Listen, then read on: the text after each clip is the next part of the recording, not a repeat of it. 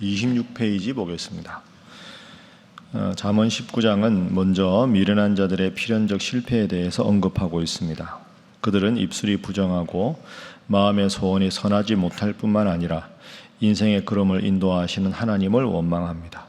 그리고 재물로 친구를 사귀기 때문에 가난해질 때는 함께할 자들이 없습니다.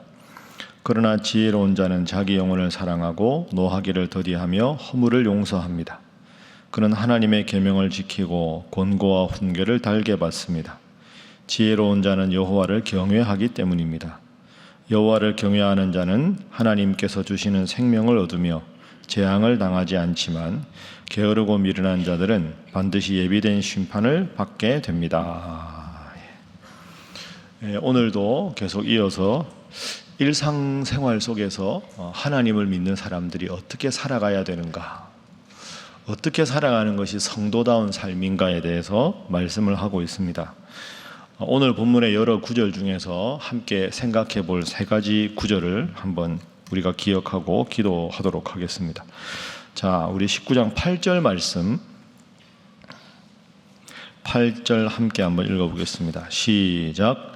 지혜를 얻는 자는 자기 영혼을 사랑하고 명철을 지키는 자는 복을 얻느니라. 아멘. 첫 번째 기도 제목은 자기를 사랑하게 하소서 하는 것입니다. 자기를 사랑하게 하소서. 자기를 사랑한다는 게 여러분 약간 좀 익숙하지 않으실 수도 있습니다. 성경에는 대부분 하나님을 사랑하라 혹은 이웃을 사랑하라 이런 표현은 많이 있는데 자기 영혼을 사랑하라 하는 표현은 그렇게 많지가 않습니다. 그런데 여러분이 한번 생각을 해보십시오. 하나님이 이 세상의 모든 만물 중에 사람을 가장 영화롭게 창조하셨습니다.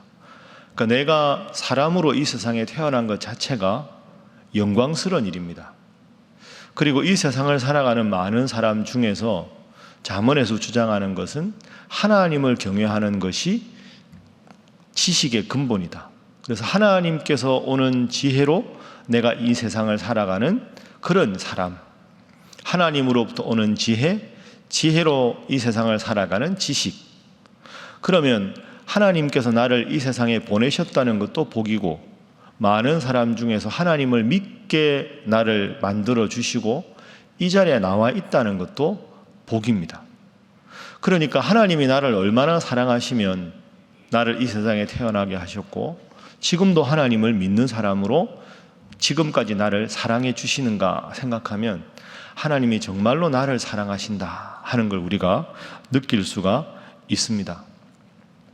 그러니까 여러분, 하나님이 나를 사랑하셨기 때문에 내가 나를 사랑할 수 있어야 합니다. 내가 나를 사랑한다는 말은 나만 존귀하고 다른 사람을 업신여겨도 된다는 게 아니라 다른 사람들도 함께 존중할 수 있어야 되는 거죠. 그분들도 하나님이 다 창조하셨으니까. 여러분, 이게 쉬운 것 같지만 깊이 생각해야 합니다. 하나님을 사랑하는 사람은 나를 사랑하는 사람이고 나를 진심으로 사랑할 수 있어야 하나님을 사랑할 수 있습니다. 가끔은 나는 왜 이럴까? 나는 왜 이렇게 참 답답한 사람일까 하고 자기를 미워하는 사람이 있는데 자기를 미워하는 사람은 진심으로 하나님을 사랑하는 사람이 아닙니다. 하나님이 내 모습을 사랑하셔서 지금까지 인도하셨는데 나를 창조하시고 나보다 나를 더 잘 아시는 하나님을 사랑한다면 나를 가꾸고 나를 사랑할 수 있어야 하는 거죠. 여러분, 자동차를 집에서 새로 구입을 했다. 그러면 새 차가 이제 생겼습니다. 그러면 새 차는 훨씬 더 깨끗하게 관리하지 않습니까? 차에 지저분한 게 묻으면 바로바로 세차를 하고 안에 있는 휴지 같은 거 다 정리하고, 그래서 새 차의 쾌적함을 오랫동안 유지하고 싶어 합니다.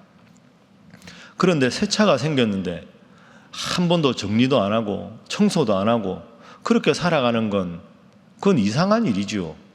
하나님이 나라는 존재를 아름답고 귀하게 창조하셨으면 내가 나 스스로를 사랑하고 귀하게 여길 수 있어야 합니다. 그런데 내가 참 하나님 앞에 귀한 존재인데 내 성격에 모난 부분이 있고 내가 정말로 안타까운 부분이 있으면 그런 부분을 새 깔끔한 차에 지저분한 걸 정리해내듯이 하나님, 나라는 존재를 이렇게 사랑해 주셨는데 제 성격에 이런 모난 부분이 있습니다. 하나님 보시기에 참 부끄러운 부분이 있습니다.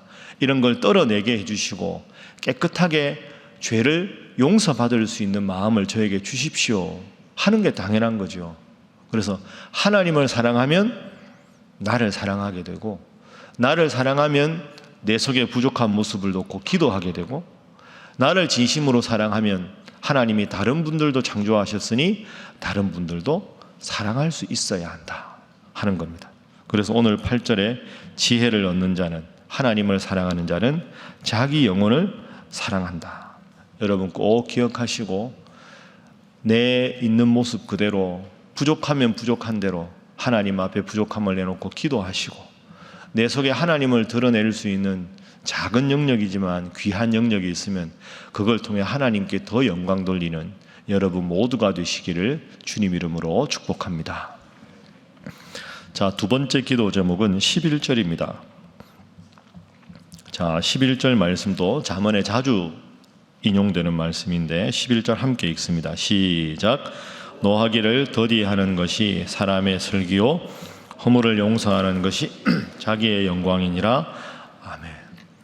두 번째 기도 제목은 노하기를 더디하게 하소서 하는 겁니다. 노하기를 더디하는 것.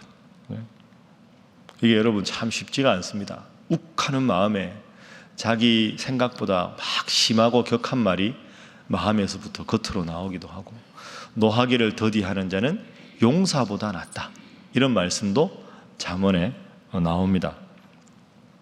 제가 한 3주 전인가요? 설교할 때 처음에 이제 예화 들 때 말씀드렸죠.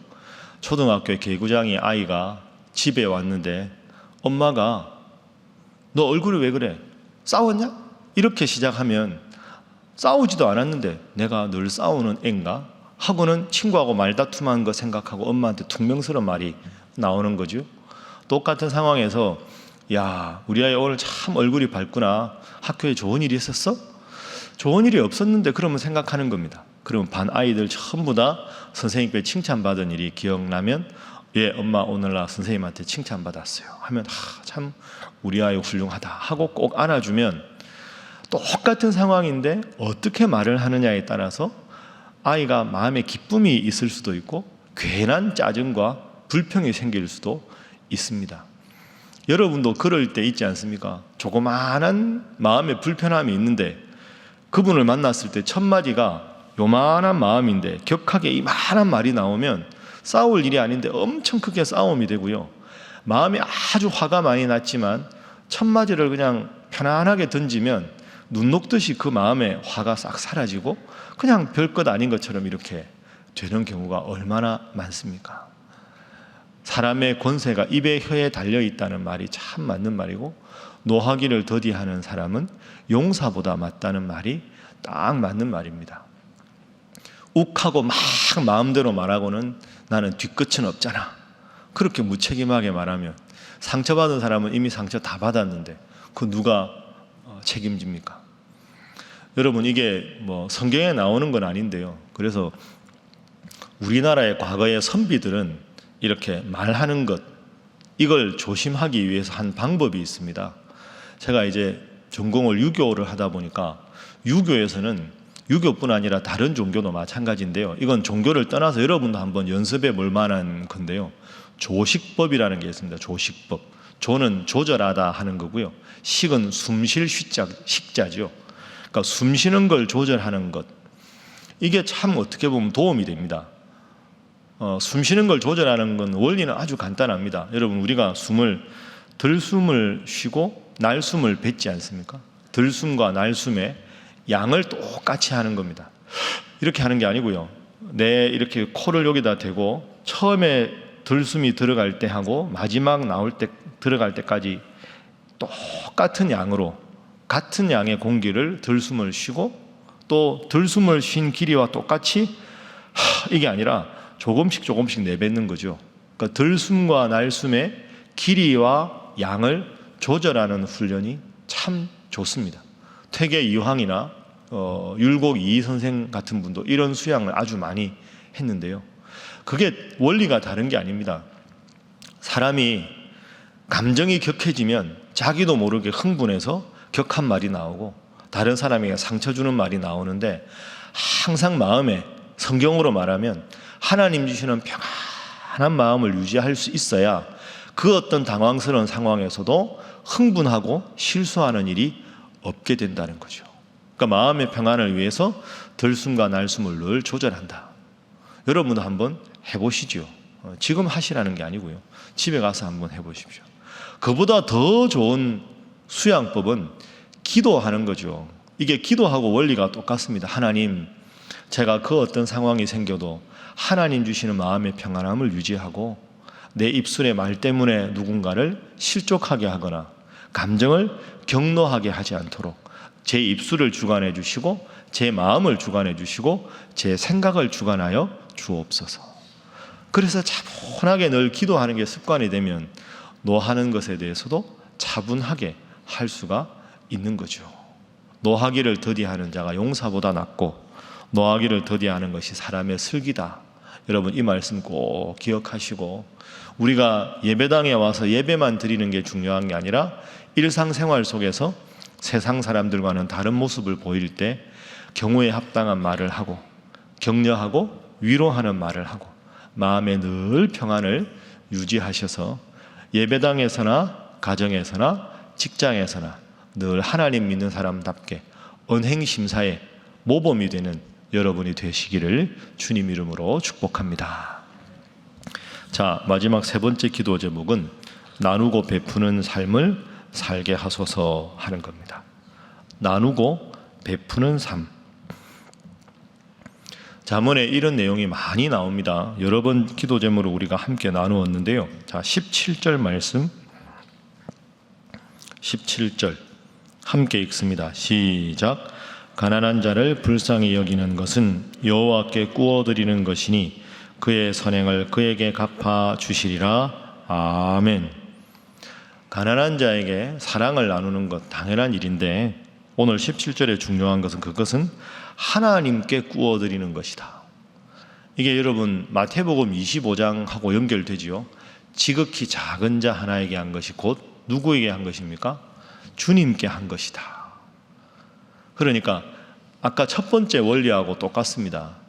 하나님이 나를 창조하셨으니까 내가 나를 사랑하듯이 나만 하나님이 창조하신 게 아니라 여러분들 다 하나님이 창조하셨으니 서로를 사랑하는 게 맞는 것이고, 형편이 어렵고 힘든 분이 있으면 그분의 힘든 형편을 살펴주고 보듬어주고 도와주는 것, 그게 당연한 일이다 하는 것이죠. 그러니까 잠언에서는 늘 10장 이하의 일상생활에서 보면 하나님 앞에서 내가 바로 서는 게 필요하다, 언행심사를 조심하라 하는 비중과 더불어서 이웃과의 관계에서 노하지 말고 베풀어주고 사랑하고 섬겨주고 더불어 잘 되는 삶을 살아가라, 이 말씀을 거듭해서 이야기합니다. 우리 교회가 앞으로도 추구해야 할 일이 이 일이고, 여러분들도 하나님 믿는 사람으로 해야 될 일이 이 일이고, 오늘은 우리 말씀을 생각하면서 하나님께서 나를 사랑하셨으니 나를 사랑하고, 하나님께서 이웃을 다 사랑하시니 더불어 사랑하고, 오늘 하루 종일 여러분의 마음속에 주님에 대한 사랑, 이웃에 대한 사랑, 스스로에 대한 사랑이 넘쳐나는 하루가 되시기를 주님 이름으로 부탁합니다. 기도하겠습니다.